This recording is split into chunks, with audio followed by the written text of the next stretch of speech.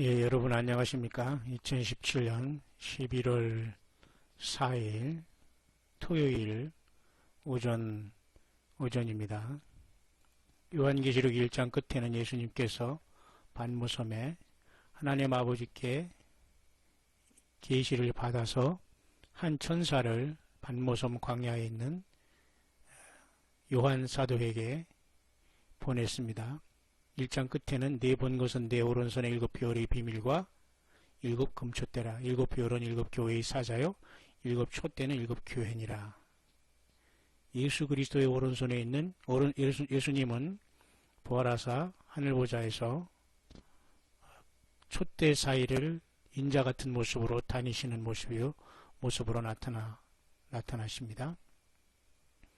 그래서 이 예수님은 오른손에 일곱 개의 별을 가지고 다니시며 또 일곱 금초대 사이를 왕래하시는 분으로 나타났습니다. 그래서 가장 먼저 반모라는 그 막막한 바다 지중해 한가운데에 외딴 외롭고 고독하고 힘든 사람이 없는 적막한, 참으로 그곳에 어떻게 유배됐는지 우리는 참으로 상상할 수 없는데요. 그 광야 같은 세상에 혼자 있을 때 하나님께서는 마지막 성경 66번째의 놀라운 하나님께로부터 받은 계시를 예수님이 사도 요한을 통해서 기록해 주셨습니다.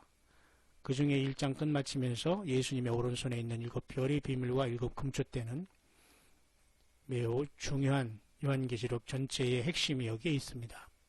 물론 많은 재앙과 심판과 재난과 인생이 상상할 수 없는 엄청난 하늘과 땅의 변동과 정말 무저갱이 열어지고 하늘문이 열리는 엄청난 일들이 곧 발생하지만 주님께서는 금초대처럼 저와 여러분들을 그 피로 생명 내걸고 사랑하셔서 이 불바다를 될 이 세상에서 우리를 안고 부활과 변화로서 첫 열매가 되며 주님의 나라에 우리를 이르게 하기 위해서 지금 주님의 생명이 성령으로 우리 인생을 성전 삼고 주의 성령이 우리 안에 내재하시면서 함께 동행한다는 사실이야말로 하나님의 큰 비밀 중의 비밀이요 은혜 중의 은혜인 겁니다. 그래서 예수님의 오른손에 붙잡고 있는 일곱 별인 일곱 교회의 사자들과 일곱 개의 교회가 왜 금초대로서 이 세상에서 사람이 영의 눈으로 보지 못하는 그 엄청난 생명의 빛을 내면서 금초대가 타고 있는지, 이것은 영적으로 눈이 가린 세상 사람들, 예수님을 통해서 거듭나지 못한 사람들, 성령이 내주하지 않는 사람들의 영원한 비밀일 수밖에 없고, 사탄의 속임으로 인해서 하나님의 영광의 형상이신 그리스도의 형상을 비치지 못하게 하는 광명한 천사의 가장으로 인해서 멸망하는 자들, 또 주님을 사랑하지 않은 모든 사람들을 지금 예수님의 그 광채, 하나님의 형상의 광채인 예수님을 비치지 못하게 한 결과 이 엄청난 주님의 그 비밀 안에 들어오지 못하고 생명 안에 들어오지 못하고 있다는 것입니다. 그래서 이 아침에 잠깐 요즘 요한계시록을 계속하지만 이제 우리가 일곱 금초대의 비밀은 요한계시록 2장 3장에 남아있는 일곱 교회인 것입니다. 그래서 우리는 그 일곱 교회의 치열한 영적인 전투가 이 세상과 사탄과 악한 영들과 싸움이 끝날 때 주님은 2, 3장의 이 교회 시대를, 은혜 시대를 마무리하고 이제 환란의 시대로 이제 계시록 4장의 하늘이 열린 문으로 이 땅을 완전히 교회들은 떠나게 될 것입니다. 그래서 2장 3장이야말로 저와 여러분들이 지금 이 땅에 치열한 막바지 영적인 전쟁을 하면서 해산의 진통을 하는 요한계시록 12장의 사내 아이가 이렇게 탄생하여 하늘 보좌로 올라가는, 하나님과 보좌 앞으로 올라가는 역사가 나타날 것이고, 요한계시록 2장의 일곱 번째 교회 중에 네 번째 교회인 두아디라 교회도 역시 마찬가지로 이기는 자와 끝까지 내일을 지키는 그에게 만국을 다스리는 권세를 주셨고, 철장을 가지고 저희를 다스려 질그릇 깨뜨린 것과 같이 하리라. 나도 아버지께 받은 것이 그리하리라. 내가 또 그에게 새벽 불의를 주리라 하면서 7번째 교회, 4번째 교회에 철장 권세를 주신 것을 보게 됩니다. 만약에 이 4번째 교회가 교회사적으로 그 천주교로 끝났고 지금 이 교회가 라오디게 교회만 생각만 있다면은 이게 앞뒤가 맞지 않는 겁니다. 왜냐하면 철장 권세를 받은 아들이 태어나고 또 철장 권세를 먼저 예수님께서 아버지께 받아서 두아디라 교회 이기는 자에게만 준 겁니다. 그냥 덜렁덜렁 따라오고 사람을 따라다니고 나만 어떻게 주님 만나겠다고 이런 이기주의로 살아가는 사랑을 실천하지 못한 모든 사람은 땅에 남게 되겠죠. 그래서 시편 2편에도 보면 말이죠. 내가 나의 왕을 내 거룩한 산 시온에 세웠다. 바로 이것이 요한계시록 14장 1절에 우리들이 어린 양과 같이 시온산에 섰고 그와 함께 14만 4천이 섰다는 겁니다. 그 이마에 어린 양의 이름과 아버지의 이름이 쓴 것이었고 땅에서 구속함을 받은 14만 4천으로서 새 노래를 부르고 있습니다. 이게 바로 하늘의 시온산인 하나님이 계신 그 보좌가 있는 하늘의 제일 높은 산에 우리가 서 있다는 겁니다. 그래서 시편에도 이미 벌써 시편과 모세의 글과 선지자의 글에 나에 대해서 기록한 것이 다 이루어져야 한다고 예수님도 엠마오로 가는 제자에게 그 성경을 풀어줄 때 마음이 뜨거웠다 하면서 기록해 놓고 있지 않습니까? 뿐만 아니라 시편 2편 9절에는 내가 철장으로 저희를 깨뜨리며 질그릇같이 부수리라. 이 하나님 아버지가 독생자 예수님으로 이 땅에 오신 아들 하나님에 대한 그 권세가 바로 이 철장 권세로 이렇게 되는 겁니다. 그래서 주님께서 그 왕을 거룩한 산 시온에 세웠다는 것은 하늘에 분명히 세웠고 하늘과 땅의 모든 권세를 주님이 이 땅에 인간으로 오셔서 우리의 죄 때문에 십자가에서 완전히 죽으시고 생명 내 주셔서 우리를 사랑했기에 모든 하늘과 땅의 권세를 이제 주님 아들 하나님이 가지셨고 주셨기 때문에 이제 철장 권세를 때 받았고 이것을 두아디라 이기는 교회에 이제 주심으로 이제 계시록 12장에 철장 권세 받은 아들이 탄생하는데요. 그래서 모든 아들이 이기는 자들이 그게 해당하는 겁니다. 그 아들에게 입맞추라. 그렇지 아니하면 진노하심으로 너희가 길에서 망하리니 그 진노가 급하심으로 여호와를 의지하는 자는 다 복이 있도다. 그죠?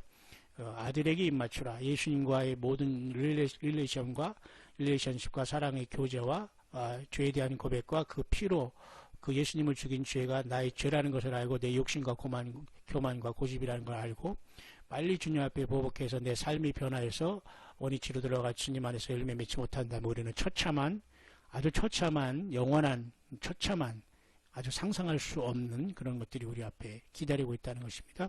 그래서 요한계시록 2장에 두아디라의 교회의 준이 철장 권세는 결국 12장에 여자가 아들을 낳을 때 철장 권세를 받아 태어나는 건데 바로 아버지께 받은 예수님이 오늘 교회 이기는 자들이 준 그러한 모습이라는 것을 알 수가 있습니다. 그래서 구약 성경에 있는 그 놀라운 말씀 중에 여러 말씀이 있지만 말이죠. 우리가 요즘에 잠깐 본 것 중에 정금 1달란트로서 그 성소안 왼쪽에 있는 이렇게 그 등대를 만들었거든요. 등잔 정금으로 쳐서 만들었습니다. 이 굉장히 중요한 것인데요. 모든 게 성막에 있는 것은 예수님밖에는 풀 수 없는 것입니다. 그래서 그 정금이 놀랍게도 그 정금으로 만든 그 톳대와 7 등대가 바로 그 요한계시록의 7 교회를 주님께서 금톳대로 말씀하시면서 그 가운데를 예수님이 거닐고 다니시는 것을 보게 됩니다. 저와 여러분들 성령으로 주님께서는 우리 안에 거하시면서 지금 돌아다니면서 우리를 인도하시는 것이지 어떤 건물에 있거나 어떤 사람을 세우고 하나님이 쓰시지 않습니다. 오직 주님이 직접 우리 안에 역사하시는 것이 바로 금톳대로서 이것이 비밀인 겁니다. 뿐만 아니라 여러분 구약 성경에는 두 감람나무가 이렇게 나오는데요. 그 감람나무가 스가랴서 4장에 이렇게 나오는데요. 이것은 굉장히 또 의미가 있지만은 그죠? 이 두 감람나무가 굉장히 놀랍게 스가랴서 이렇게 나오는데요. 두 감람나무가 무슨 뜻이냐고 이렇게 물어보죠. 스가랴가 금기름을 흘러내리는 두 금관 옆에 있는 이 감람나무는 무엇인가? 가로되어 있는 기름 발리온 자 둘이니 온 세상의 주 앞에 모셔섰는 자니라. 그러니까 이 금기름을 흘러내리는 두 금관도 역시 정금으로 만든 촛대와 7 금촛대와 무관하지 않습니다. 그 옆에 이렇게 두 감람나무가 이렇게 있는데 온 세상의 주 앞에 모셔섰는 기름 발리온 자 둘이라고 했습니다. 어떤 사람이 이게 엘리야와 에녹이라고도 하고 모세와 에녹이라고도 하고 사람을 얘기하고 많이 얘기하지만 또 어떤 사람이 이것은 이제 성경 자체라고 얘기합니다. 그러나 우리는 이것을 알 수가 없습니다. 우리가 사람이라고 할 때 거기서는 큰 문제가 발생하기 때문에 우리는 하나님의 말씀 안에 우리는 모든 것이 창념되어야 되는데요. 또 주님께서 모세를 통해서 나타나셨을 때 이렇게 타는 떨기나무, 그죠? 타는 떨기나무, 내가 돌이켜 이 큰 광경을 보리라. 떨기나무가 어찌하여 타지 않는고, 그렇죠? 출애굽기 3장에 여호와의 사자가 떨기나무 불꽃 가운데서 그에게 나타나시니라. 그가 보니 떨기나무에 불이 붙었으나 사라지지 않는다, 이런 말씀도 있죠. 그래서 하나님의 그 말씀 중에 어제도 제가 잠시 언급했지만 출애굽기 25장에 쌀국꽃 형상을 만든 이렇게 꽃과 받침과 이렇게 잔으로 한된 이 세 개씩 한 이 모든 것들이 22개가 이렇게 쌀국꽃이 피어 있거든요. 이렇게 25장에 이렇게 정대를 이렇게 만들었습니다. 그런데 7개의 등불은 이렇게 위에 3개, 5, 6, 7 이렇게 위에 것만 이렇게 7개가, 나머지 전체는 사실은 22개의 쌀국꽃이 핀 건데 7개의 등대처럼 이렇게 나타나는 것인데요. 이렇게 3개씩 나타나고, 결국 이것도 지금 말씀은 모세가 떨기나무를 만나니 떨기나무와 너무 비슷하지 않습니까? 결국은 하나님께서 생명 성령을 통해서 기록한 신구약 성경 66권이 우리에게 생명을 주고 구약 신구약 성경이 완성되고 하나님 앞에 우리를 충분하게 이기는 자로서 우리에게 모든 걸 공급해 주고 있다는 걸 알 수 있어요. 그죠? 그렇기 때문에 여기 그죠?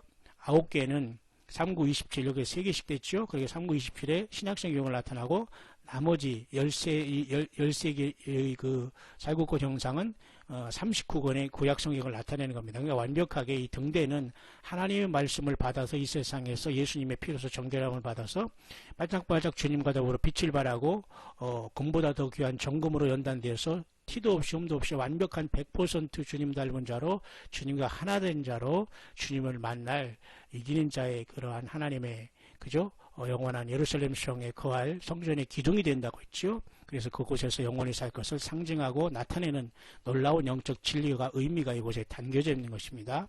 여러분 끝까지 하나님의 말씀에 여러분 떠나지 마시고 주님의 말씀 안에 거함으로 이 놀라운 금초대의 비밀인 이 진정한 주님이 함께 거하고 동행하는 진정한 주님이 함께하는 일곱 금초대의 비밀을 깨닫고 이 일곱 교회에 이기는 자들이 다 되어서 첫 열매로 주님을 맞이할 수 있게 되시기를 간절히 아침에 바랍니다.